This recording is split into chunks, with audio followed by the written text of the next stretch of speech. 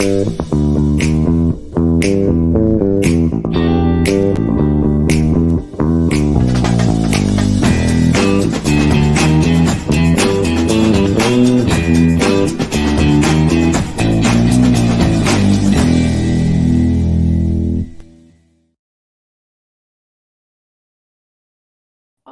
my goodness.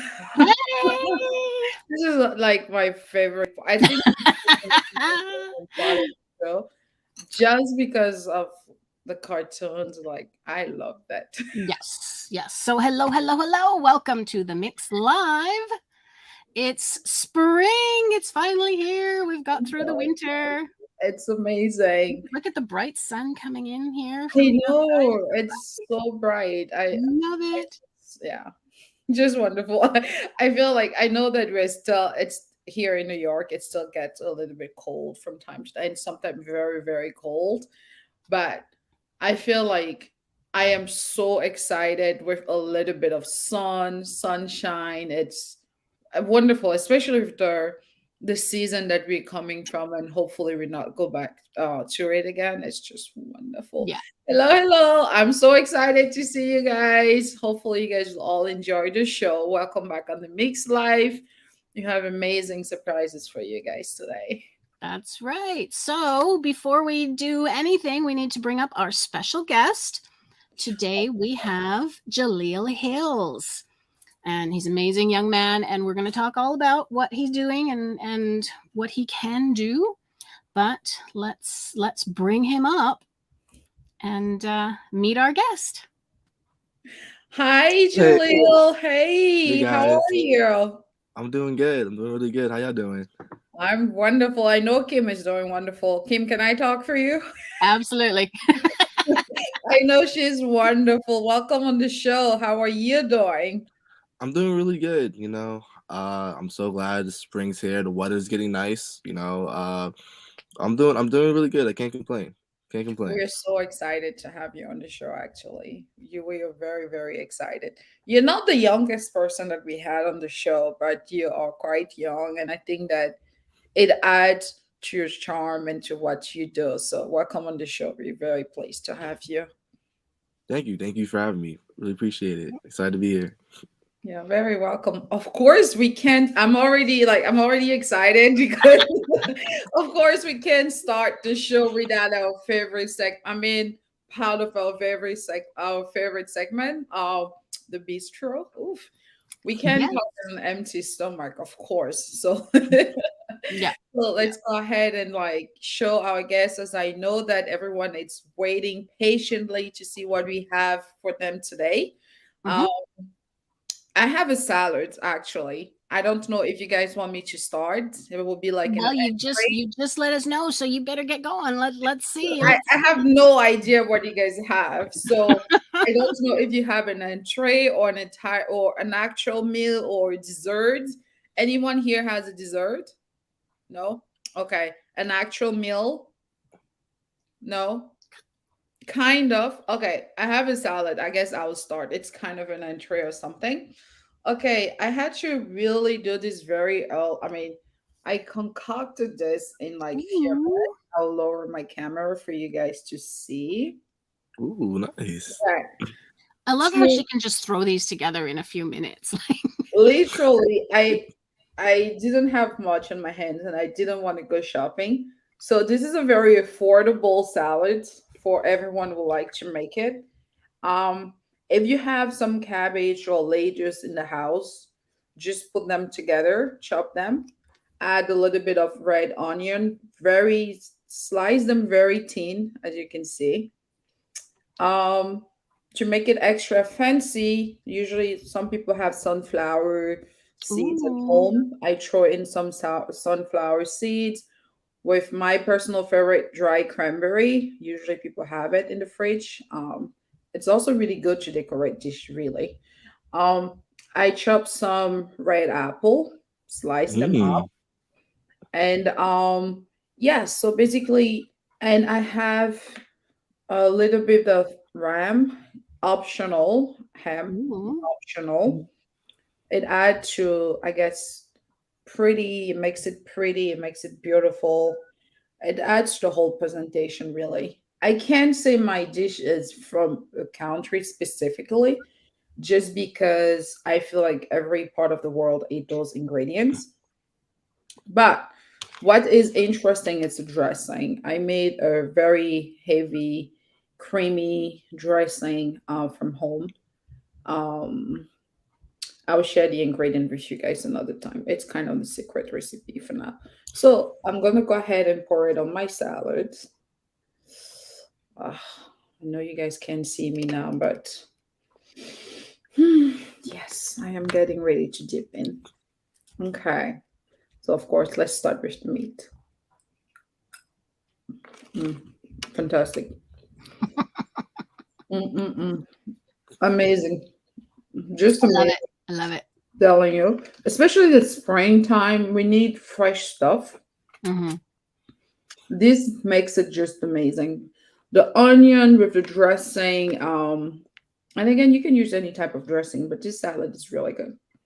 So the onions, the cranberry, sunflower seed, and the apple all just blended very well together. You know, Mhm. I'm trying to like diversify how much more salad I eat. And this is just gave me so much to add to my next salad. I never really seen apples in salad either, too. So that's interesting.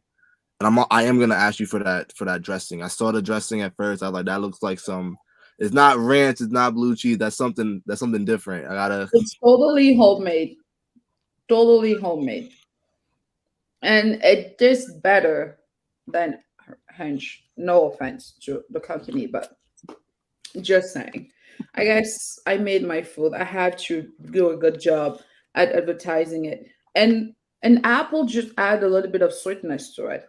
It makes it so much better. Yeah. So yeah. Let's move on to the next dish.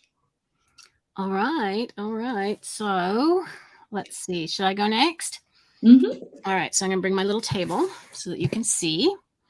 So we're going back to Japan again today, and this table is actually the perfect color to give you a little hint of what I'm bringing in. So with the break of spring, we're moving into more of the warm weather foods.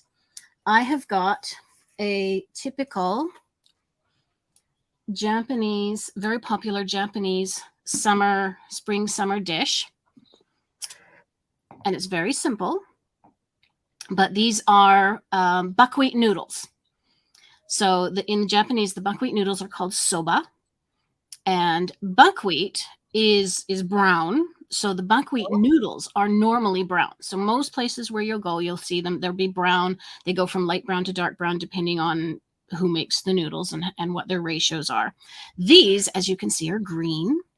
And in Japan, what is normally green is green tea. And so these are actually green tea buckwheat noodles. And so tea in Japan is cha. So these are cha soba. So, and it's got a little bit of seaweed on top just as a garnish. And then what you do is you have these noodles with a little dish of a dipping sauce. Okay. So the sauce is not on the noodles. If you're having them hot, you can have hot noodles and the soup will be on the noodles and it'll be warm, which is also a way of eating it in the wintertime. In the summertime, we like to have the cold noodles with the dipping sauce on the side. And they call it tsukesoba, which means the noodles that you're going to put them in before you eat them. So you would take your noodles and you dip them into your dish of sauce.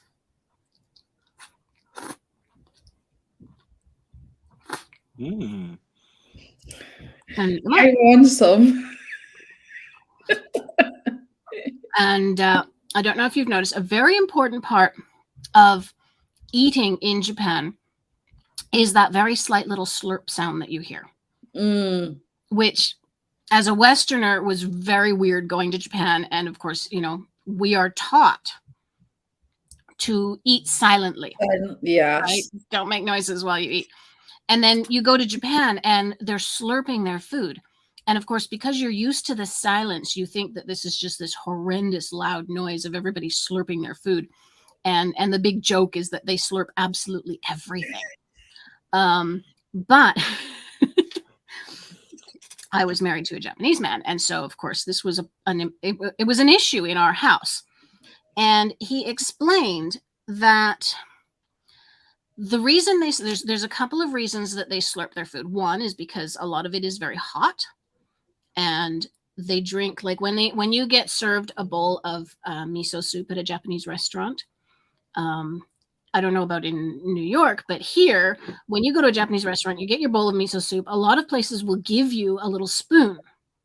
But in Japan, they don't drink it with the spoon. They drink it straight from the bowl, which means you're getting really hot soup really fast.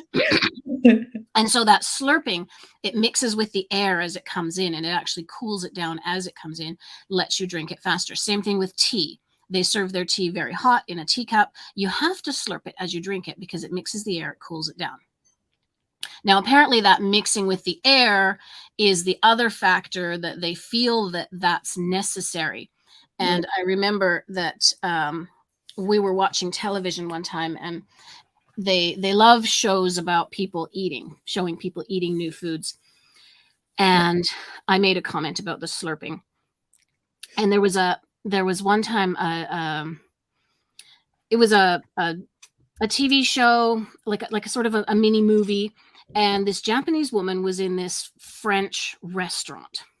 And of course, in a French restaurant, you're eating French food, and so you're not going to do the Japanese slurping. So she was very schooled in all of this. So she had her bowl of consomme soup and her spoon, and she was drinking it very quietly.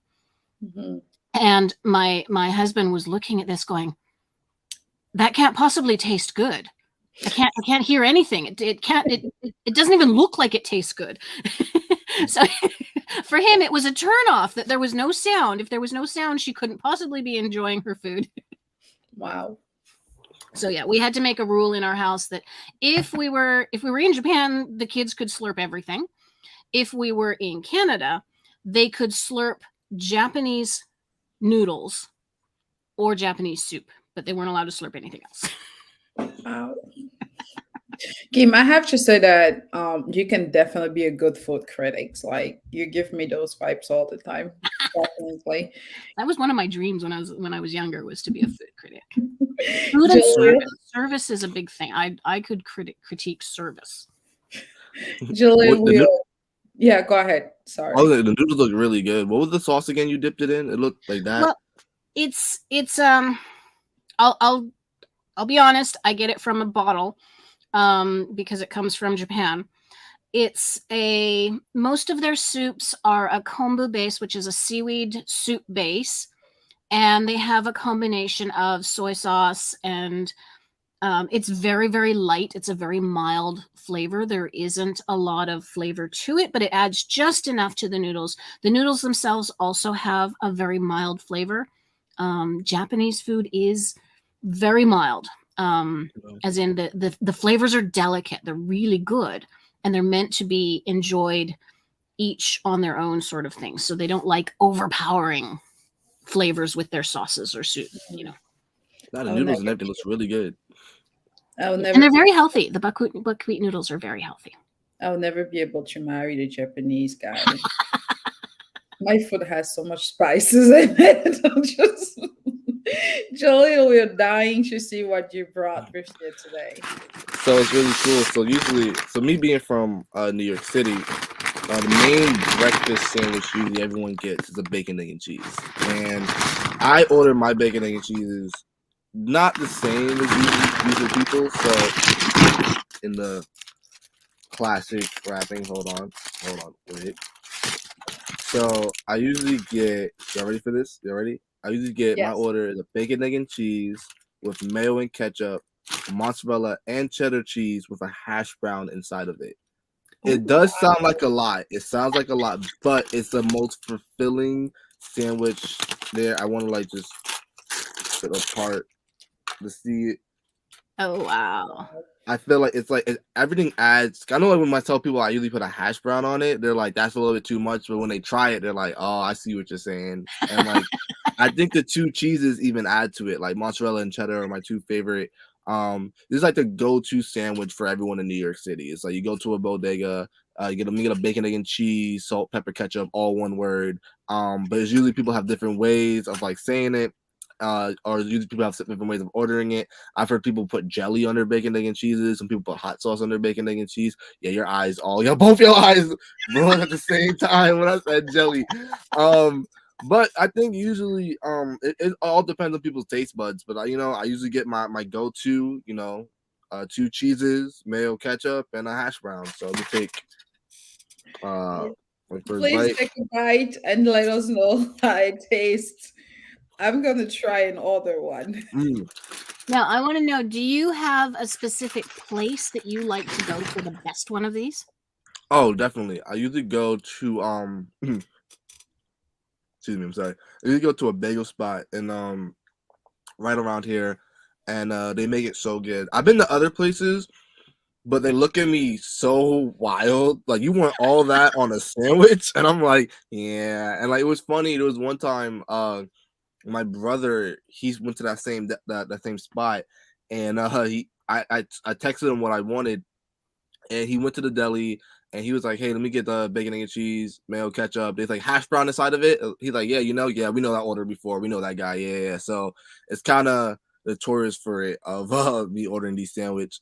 And also I usually wash it down with like either some light juices, some orange juice. But I did want a surprise real quick. When I went to the deli today, I saw this. I wanted to try it live on air, if that's okay with y'all too. Yeah. Yes, go ahead. It is a Snapple Rain. It says new. It's new. It's new Snapple Rain elements. Agave cactus. I hope I'm saying that right. Agave. Agave. Agave. I think it's agave. Agave Cactus. cactus. I just saw it in the deli. I just want to see what it's Please, like. go ahead. First time. Yeah, I would definitely buy that and try it if I saw it. Yes, I know you will. Oh no! Oh, this is good. It's really good. Oh yeah, I'm coming. Yeah, you're going back for it. Definitely, they know what they're doing. This is good. They're doing the thing. Okay, I mean, for our viewers who are looking for a brand new drink to try, if you're tired of your usual drink, please go ahead. And Julie said it's good. I believe it's good. What kind of rain was it? Something rain? Yeah, it says it's Snapple Elements. It's the new Elements. Okay. Division of Snapple, and it's Rain Agave Cactus. So it looks like this. Agave cactus. Ooh. Okay. Yeah. That looks like my kind of drink. Nah, so this was some I was scared to try it live on air. I knew it was gonna taste good. Snapple, best stuff in the world. But it just really surprised me. I will be going back to this. This is really good. Okay, Snapple. Can you explain the flavor at all? Like, what does it taste like? I'm not gonna hold you. I don't think I can. I just like it tastes very. It's like I'm tasting a lot of berry. I'm tasting a lot of. It's very light. It's kind of like, I don't want to say diet Gatorade because that's like not the phrase, but it's very light. It's very berry fruity-ish. It goes down like water. That's all I got. It's like it's like its own flavor. It's whatever agave cactus tastes like. That's the thing. But like it really reminds me of like a Powerade sports drink, but it's more of something you could drink if you're not working out. Something you could drink if you're just picking up after a meal or something. Just excuse me, same type of flavoring, same type of feel, but the taste is really phenomenal. I like it. It's really very light, very sweet, not too sweet, but really good drink. I definitely recommend it. Nice. Let's make sure and clarify to our viewers that this is not sponsored by Snapple. Yeah, this turned into a whole Snapple sponsor. My bad. And literally, but Snapple, if you're watching, we would love to have you sponsor. Definitely, but literally, again, as with the bistro, we celebrate every culture, every part of the world, every food, and definitely Snapple. It's a huge brand in America, right? Everywhere in school, everywhere you go, you see at least one person with a bottle of Snapple. So totally makes sense. And thank you so much for sharing that discovery with us. We are going to move on from our bistro segment to who are you. We kind of have a sense, Jaleel, that you're already a fun person, and we see that you love Snapple. That's already good.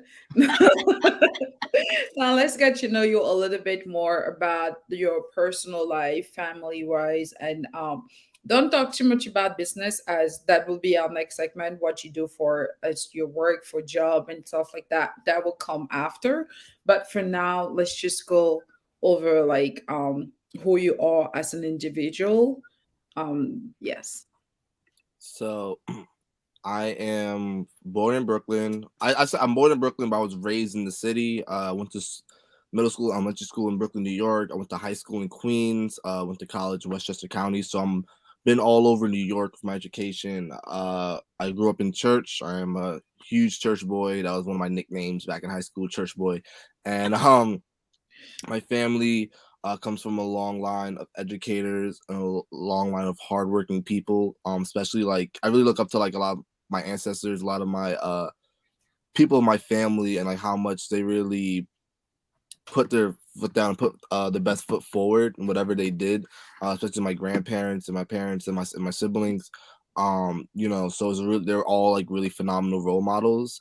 So I'm as a kid, I was always like my grandmother used to put all her grandchildren to church, and every morning Sunday school, and that's where I kind of found my love of the arts, because like I would be in the sunshine choir singing as a kid, and then I would be in the sacred dance ministry ministering to dance, and then as I got older, I joined my drumline program, the Berean Community Drumline, when I was 11 years old. Now that was a really young age to join a drumline program, but I felt very confident because my sister was one of the dancers. She was the dance captain at the time, and my brother, excuse me, was one of the was still on the drum line. So, and also my cousin was there, and my best friend was there, and we were all like the young kids, so we all kind of had our own back. We saw my sister who was older than us, and like we all, like the kids who were like 12 to 11 and 13 were like we all had each other's back during the drumline time.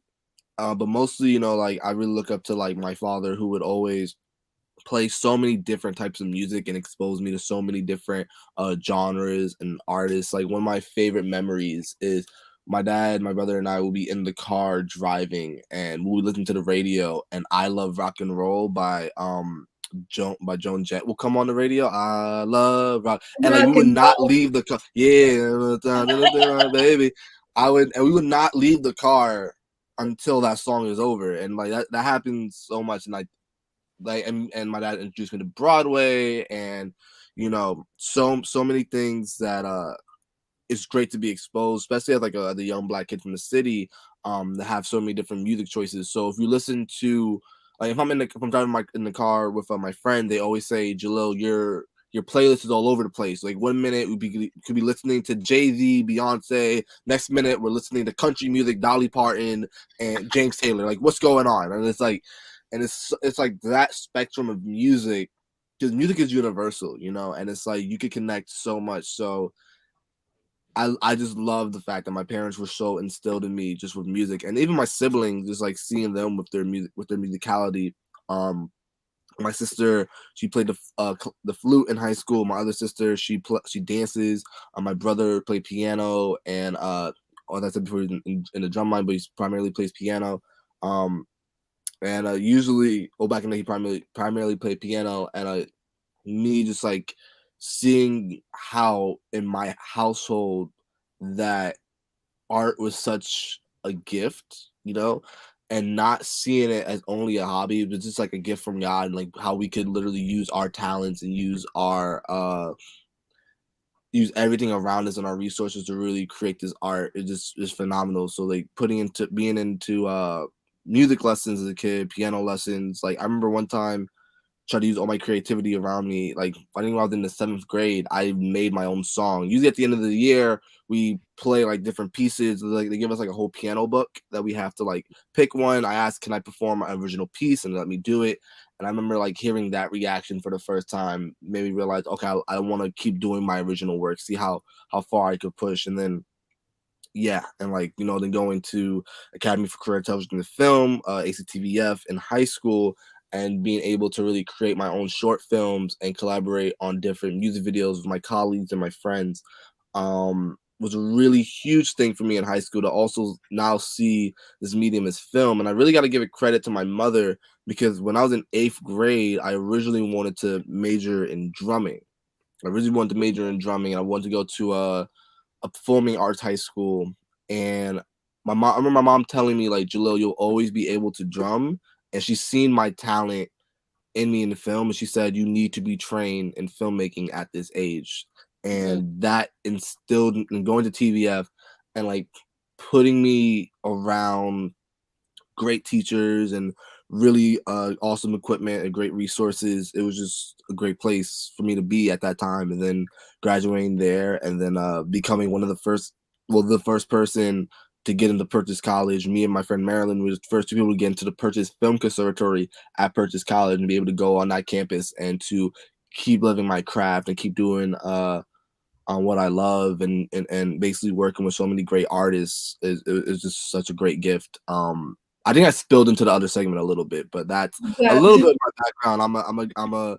I'm a guy from New York City, who's really was grown into the arts, really grown into in the church community, and have a huge love for just artists, art, and like just working with so many great collaborative and creative people. I, I mean, I know you said that you kind of went a little bit to the other segment, but before even we dive into it, I just want you to take a minute and like acknowledge what a beautiful work your parents have done raising you. Like I think that it's who you are. It's also due to the hard work that themselves they put into. So just taking a minute, congratulations, mommy and daddy. Yeah, Like 100%. Yeah, definitely, that, definitely. yeah, definitely. That's just amazing. And hearing about your upbringing, and it's just wonderful, and it just reiterate that the environment is so important. Like and it's very important for us even to know that us who are growing and who one day become parents, that we need to be able to expose our children to multiple things for them to be able to pick. And it seems that no one in your family does. Is anyone in your family drum, or are you the only person doing the drum, or Well, my mom had a love of she had a love of percussion, so she okay. would have like bongos in the house, and I used to play on those all the time, and then congas. And then when my church started the drumline program, my brother joined it playing the tenor drums first, and then I joined playing the cymbals at a young age. And that really introduced me to so much just there's so much musicality and like so much discipline in itself, because drumline world is a very got like when you're at attention, you got to be at attention 10 and 2, be ready to play. So that was really a great instilled from it really instilled discipline at me at a very young age. And even being around my cousin who does the music for my short films. He recently did for Off the Beat, and Harun Bonet. He plays 13 instruments, is the most humble man in the world, and he's so talented. And like I remember after church we get out and we would just be by the musician section and just watching him shed and watching him practice his craft, which is phenomenal, seeing that as a kid and really seeing like, wow, this is a guy who really takes his craft 100%. And just being around, and here's the thing about a huge shout out to my church, Berean Baptist Church. Here's the thing about Berean. It's like there's so many different people from yeah, well, clap it up there. Definitely, definitely, definitely. There's so many different people from so many different walks of life that you could connect with and talk to about anything. So literally being in that environment, and it really, and like the phrase, it takes a village to raise a child, is really something we implemented, because like that whole church was our village, and we all, even to this very day, we very connected to our church community. And like it's just phenomenal to really it was really great to be very young and to have the mindset of like, I want to keep doing this, the arts. I want to keep, and it's not on some like, I want to do this for exposure. I want to do this for whatever different reason. I want to do this because there's something in me, and like that came first. And that's like the main thing I gotta remember is like your passion has to come from within. I know Inrich just asked me about if anybody in my family drummed, and I just went on a whole nother tangent. So That's okay. Your enthusiasm and we can see it in like in the reaction in the public. Your enthusiasm is just amazing. So I just want to say congratulations again. And really, it does take a village, and it's important that we have that amazing support. And thank you so much for sharing that with us today. And you did mention a little bit about your school, TVF, which is, I mean, I know a little bit about TVF. um, but what was so particular about that school? Because not everyone wants to mention their school or where they're from or where they went to school for, either because they didn't have a good experience there. But what was so particular about TVF that you've giving thanks for part of your success or part of who you are today? well, you gotta remember about TVF. We treat film as a career. So Okay. we treat this as people want to go into the industry, as people want to make connections, as people want to be a cinematographer, people want to be a production designer, people want to be a director, want to be an editor. So getting those skills at a young age, especially because mind you, I don't want to give away my age too much, but I am my generation is really big into technology.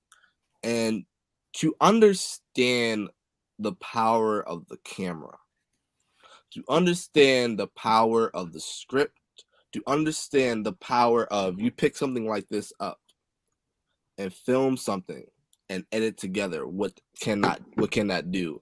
And that was really important. I remember the most one my one of my favorite memories in TV when I was a freshman.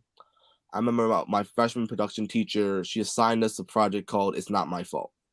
And I remember the premise, it was very silly. I'm not gonna hold you. I don't know if I want to say this because it deals with the bathroom and we just showed food. So I'm gonna skip the premise. But it was basically a kid had a fiber one bar, went to the bathroom, another kid walked in, not my fault. So then I found it funny, whatever. And I remember shooting it, editing it, and showing a rough draft to my class freshman year, and the whole class was dying laughing, production teacher. And that was the first time seeing my comedy have an effect on people and like understanding the power of your voice and your vision, you know?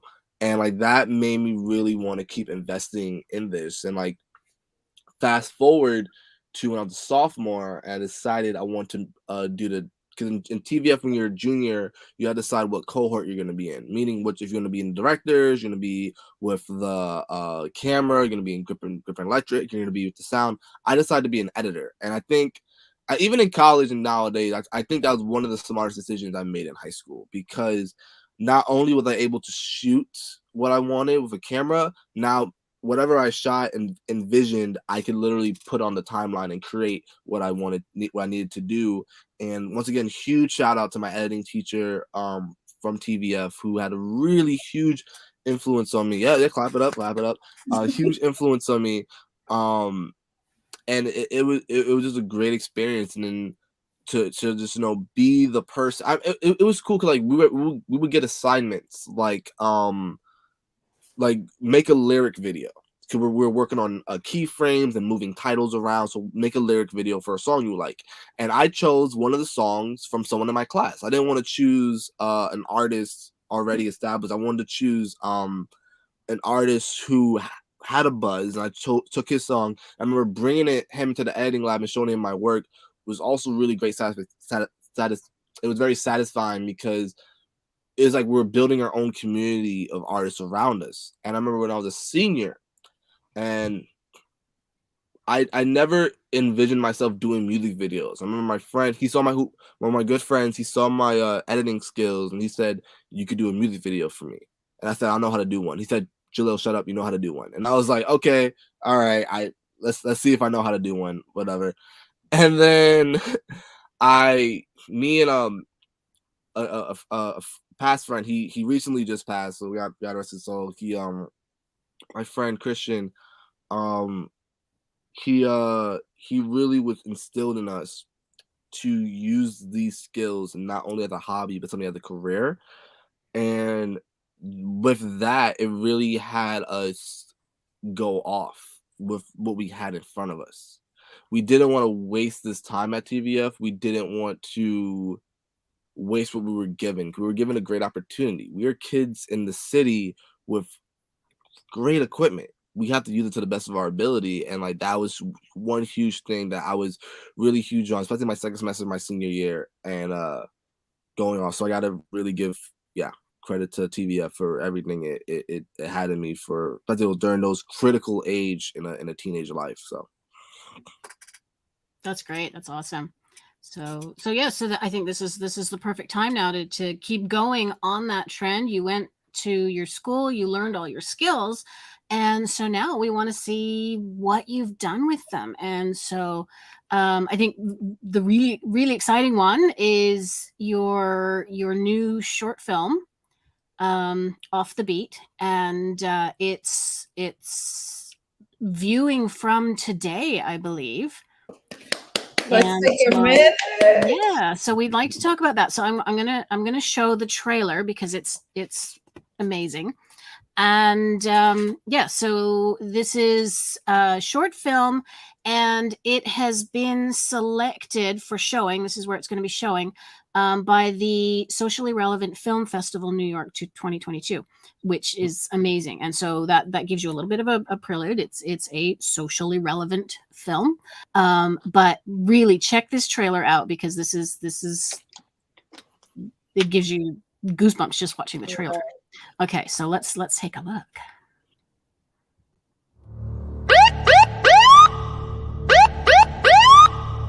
Yo, what happened? Where you coming from?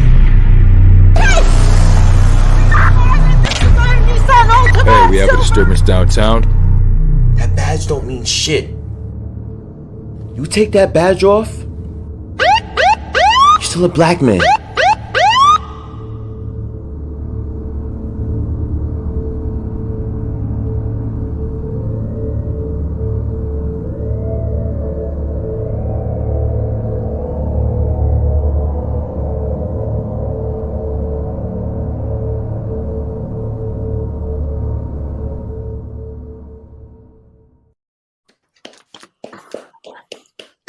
I mean, I have to say before we actually let you speak and talk about it a little bit, I just want to explain really quick to the audience that it is a short film. That's what the trailer. It's very short, and we just got a comment from Katy mentioning that wow, that trailer was so good. So really, it was really good. It's inviting to watch, and the movie it's being viewed starting today. So please, we will let the audience know where exactly they can watch it, and so they can continue to support you and in the different things that you do. But man, congratulations, such a young age. Thank you.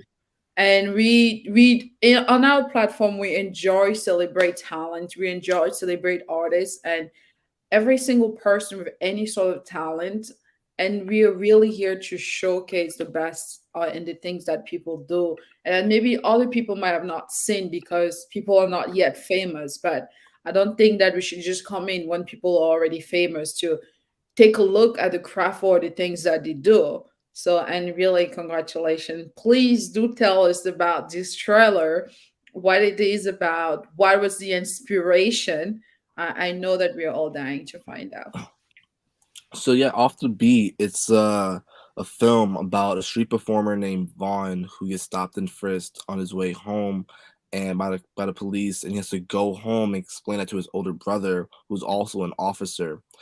And the inspiration really came from seeing the summer of 2020 and the murder of George Floyd, and seeing how everyone across the globe came together for police brutality and really say we have to make a stop for this issue, and seeing the protests and seeing how people were getting pepper sprayed, people were getting harmed in the streets of New York.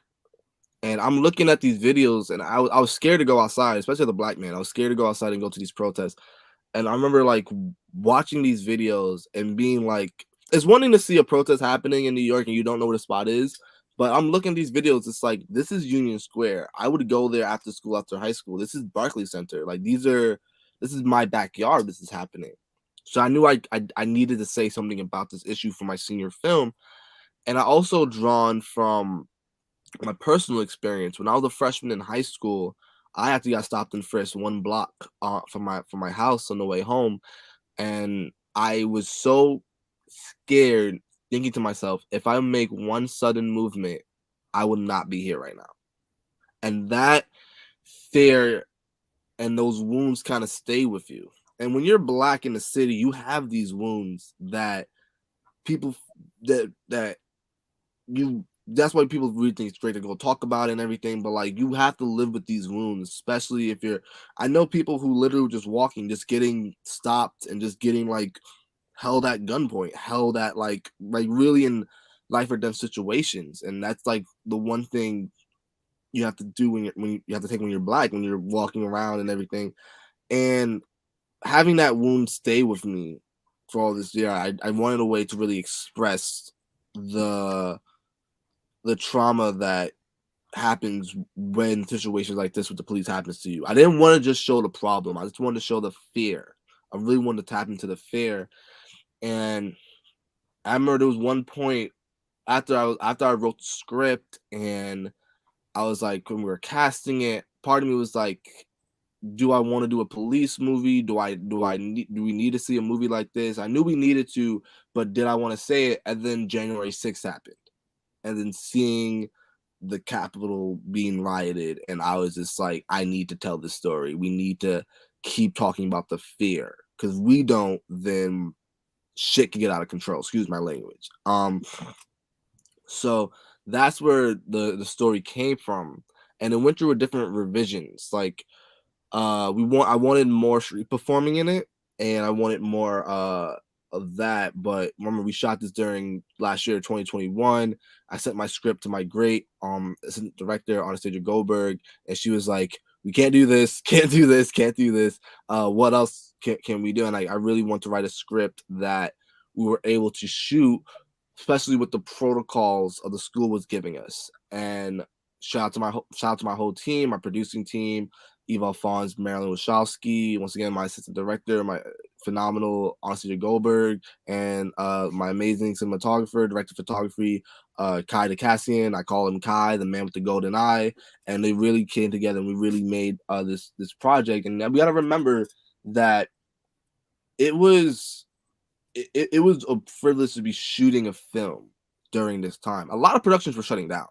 A lot of film schools, their students could not make a project. They were doing everything remote. So when I was given this opportunity to tell my story, to tell a voice, we knew we had to take it seriously. We knew we had to really go off and really appreciate this project. And like there's one scene, like the last scene of not the movie, the last scene we shot, I remember really being with the actors and really trying to captivate that fear.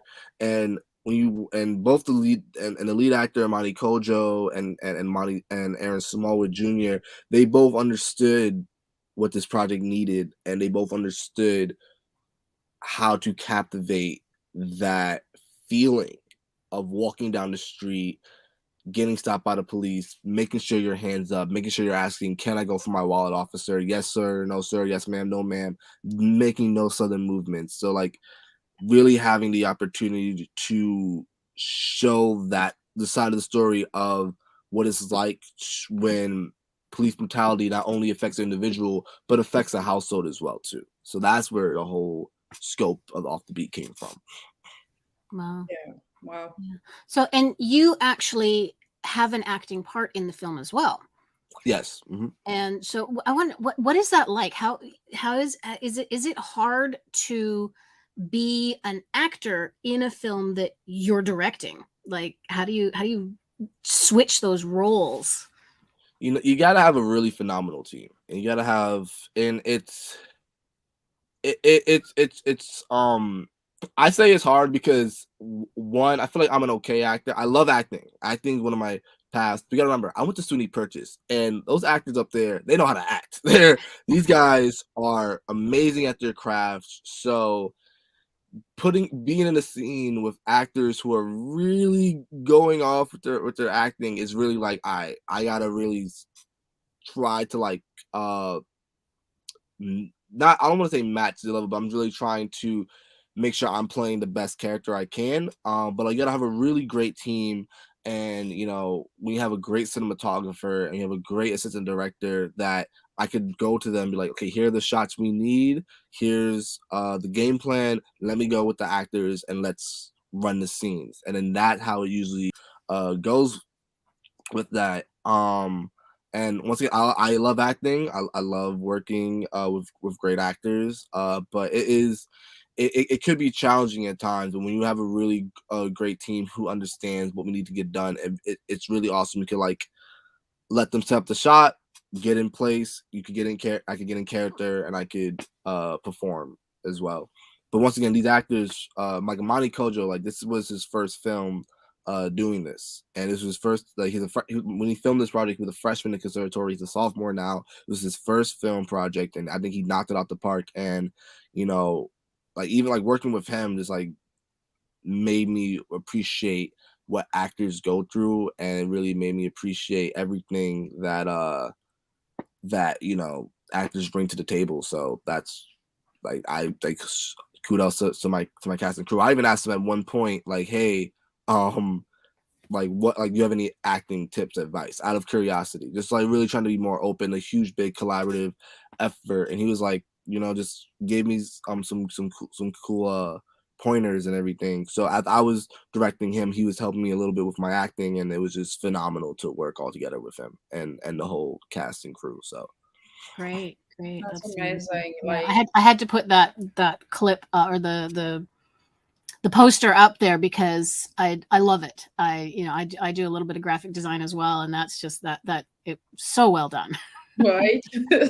Like literally, I mean, I one thing that I'm enjoying right now is how you are so thankful to your crew, to your team, to all the people who came and support you.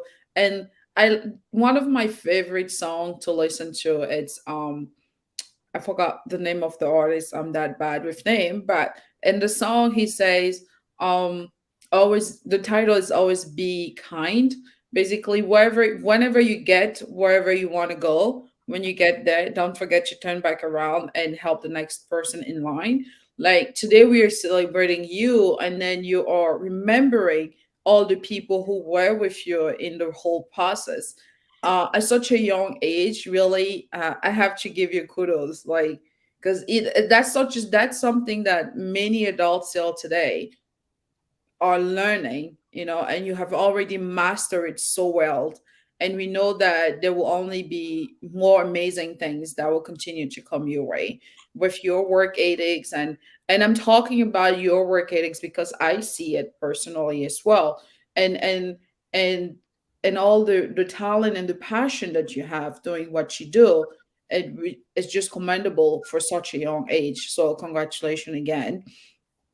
And I also wanted to take a minute to appreciate I think the socially relevant festival of New York for the amazing support that they do for up and coming artists or filmmaker, because they're providing you guys a platform to show your work and for people to view it.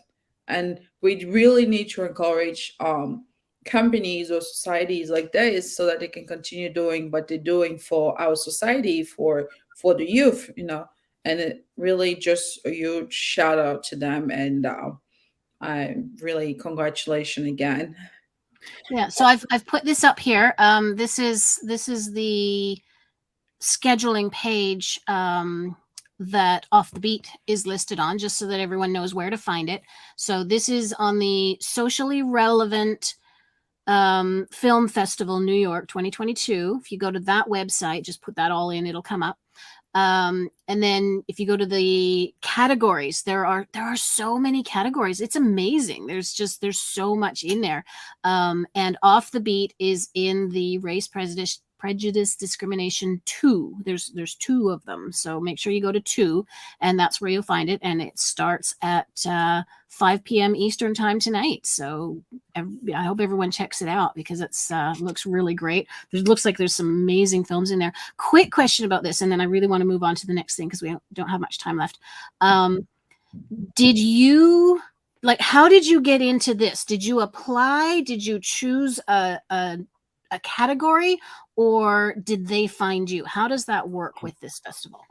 Well, festivals, you usually apply to the platform and the festival itself. And this festival is the Socially Relevant Film Festival, is a premiere festival. So all the films have to, like, this has to be the first time people are seeing it. And I wanted this film that deals with police brutality to really premiere at this. So I applied and I submitted it, and then we got selected for it. So. Okay. So did you choose the category? Because there are a lot of categories that I think it could have fit in. I didn't choose a category. Okay. So that's good. So they'll decide where it should go within that. Mm-hmm. That's pretty cool. Yeah. I mean, full of passion, full of talent. I mean, we know that you have other talents other than just being a filmmaker or writer. Like, we dying to discover your other talent. I don't know. Yeah. So yes, we're gonna move right up. We're gonna skip a little, because, like I said, this was great. We talked about it a lot. But you are amazing, and this, we had a little bit of the information about this when you talked about when you were young and you were trying to make this decision of your love for the drumming and your film. You wanted to pursue the drumming. You wanted to really focus on that, and you got some advice from your mom that moved you into this film category. But I want to make it very, very clear that your mother was bang on. She was correct. This drumming, it's in you, and it wasn't going anywhere. And so yeah, I would really like to show everybody what you can do with that. So we've got a little compilation, drum compilation, and this is on your YouTube channel, yes? Yes. Mm-hmm. Yeah. So this is Monster Unlocking by I can't even Unlocking the Truth. Unlocking the Truth.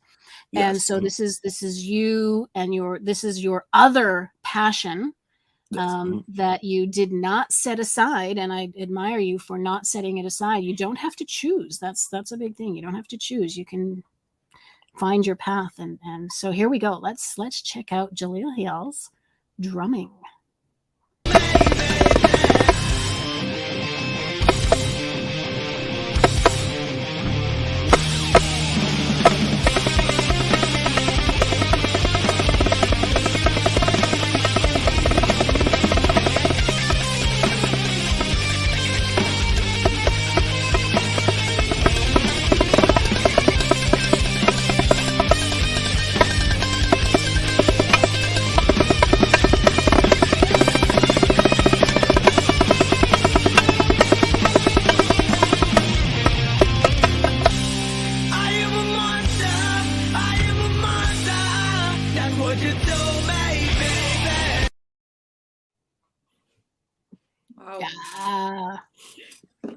I absolutely love that. And I remember the drumline drumming, it's so amazing. And I remember when we were preparing to move down to the United States, and my son was preparing to go from a Canadian high school to an American high school. And, that's a big thing for a teenager, to have to change schools, change countries. He was a little bit worried about what would be available to him and the clubs he was in and the clubs he was going to. And he's a musician. He plays the trumpet. And I remember that I showed him a movie called Drumline, and it was all about the drumline group in a school in the United States. And I wanted to show him, not so much for the drumming because he's not a drummer, but because it also had the marching band Yes. and all of that in there. And I wanted to show him because in Canadian high schools, marching bands are not very common. And our high school doesn't have one. Our city only has 1 or 2 schools, I think, that have a marching band.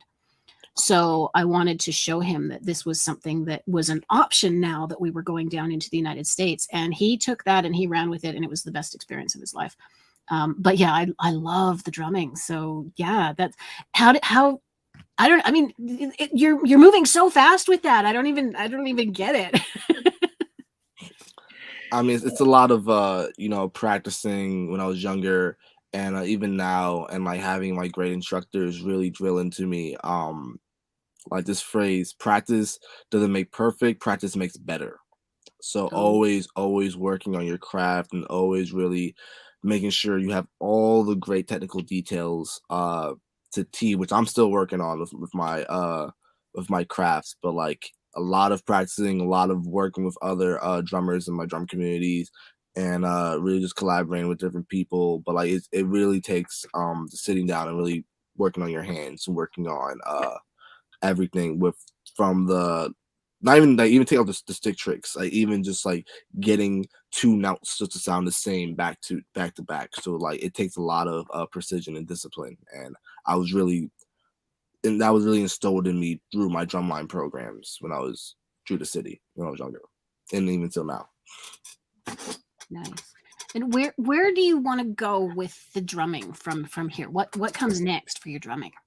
Well, I'm now I'm starting to do more live shows. Well, I have 2 live shows coming up soon on April 2nd, which is at the Delancey. I'll be doing a set there, and then I'm having a featured show during the Inspired World NYC open mic night. I'm the featured artist that night on April 18th.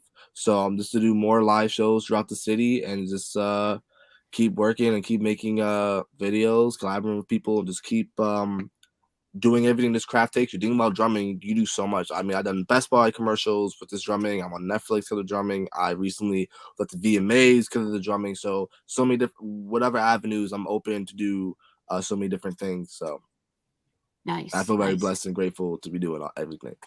Great. And so that brings us, we need to get to the end of all of this, but we have a special surprise for everyone. Because what an amazing way of closing the show, really. I think Jahleel will tell us all about it, or just show it. He's already ready. He's getting ready. All right. So what about we give you guys a live performance as an a cappella? Definitely. And it's and I've just put your website up here so that people can go there, and I'm hoping that they can find you there and contact you. All right, let's see it.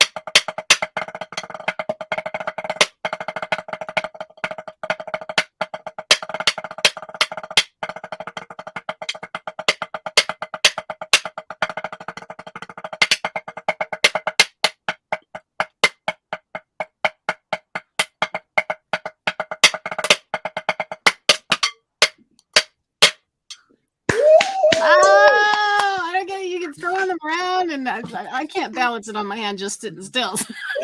Oh my goodness, that was amazing. I am signing up as your fan. I will start your fan club. Oh, that was great. That was great. Thank you so much. Like, before we end, do you want to say something before we end the show? Yeah, well, first I want to say thank you so much, y'all, to Inrich and Kim for having me and giving me this platform to really explain what I do and who I am. And you know, I don't know, I just feel very blessed and grateful to be able to